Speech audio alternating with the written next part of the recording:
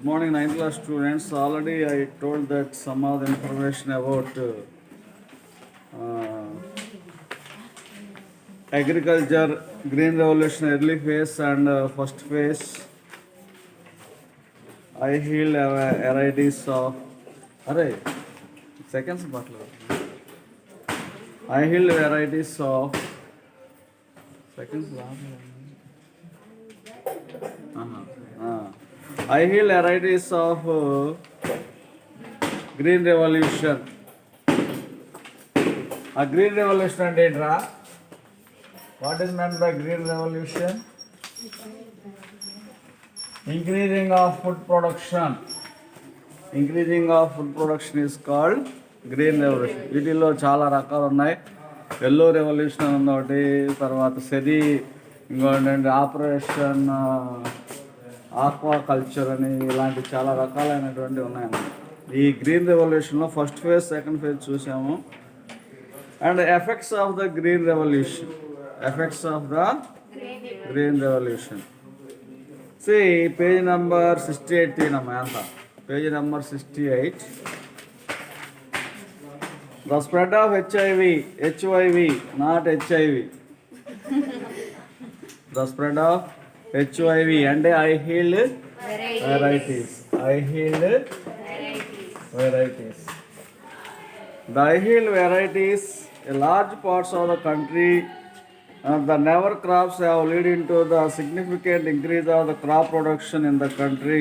India become the self-sufficient of the food grains.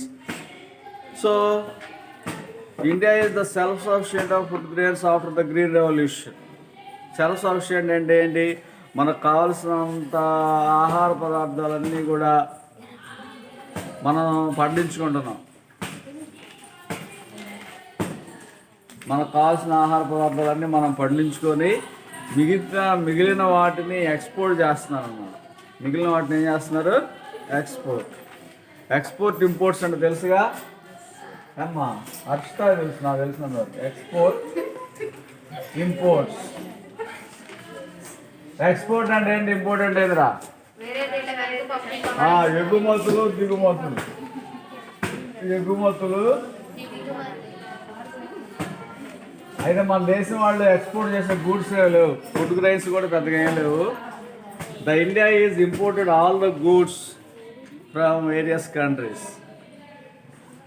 See, due to the rise of the food grains production, it was no longer of the necessary the important of the food grains of other countries. Today, the food materials of the constitute only about 3% of the Indian imports.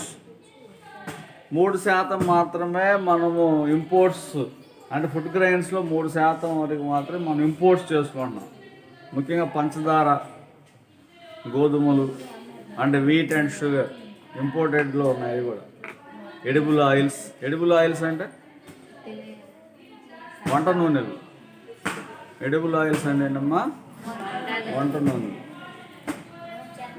The production of the food grains has increased to the 5 times over the last 5 decades, from 51 to 242 millions. They are increased into the 5 times the last 5 decades, from 1950 to 242 millions.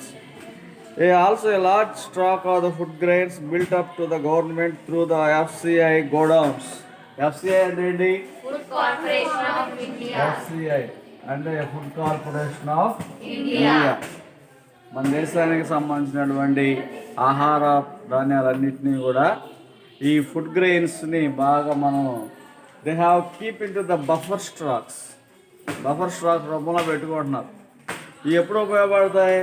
When the droughts వచ్చినప్పుడు కానివ్వండి, కరువులు కాటకాలు వచ్చినప్పుడు, drought prone areas, floods, disasters ఇలాంటివి వచ్చినప్పుడు ఇవన్నీ తీస్తారు, బయటికి తీసి అందరూ పంచి పెడతారు ఫ్రీగా.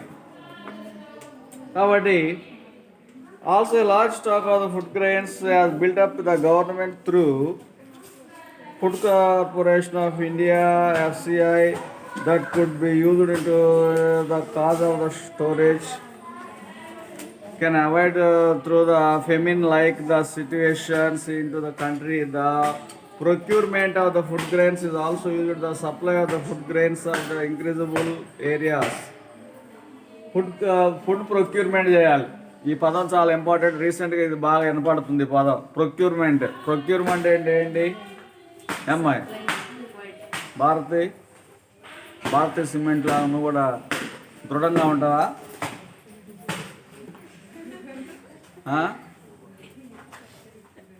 టీవీలో యాడ్ ఇస్తాడు అన్యాచురల్ కన్సిస్టబిలిటీ అనేది భారతీయ సిమెంట్ గురించి.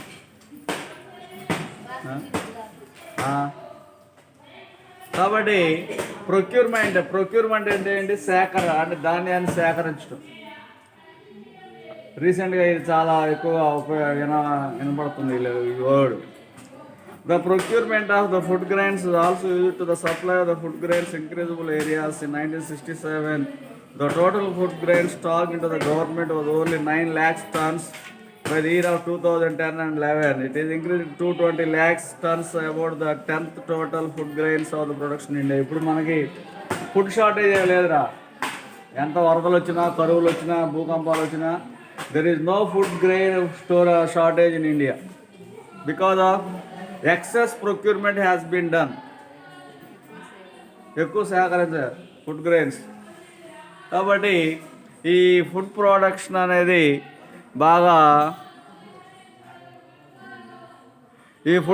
అనేది బాగా జరగడానికి అవకాశం ఉంది. నెక్స్ట్ చూడండి. The green revolution helped the farmers of the produce the high level of the food grains, not food grain crops. The flatland area. There are also the major increase of the land used for the cultivation. In 1960, the farmer was able to produce an average only the 287 kilograms food grains. మనిషికి 287 గ్రాములు అంటే రోజుకి అంటే నెలకు వచ్చేసి 287 kilograms. Each one they have been taken.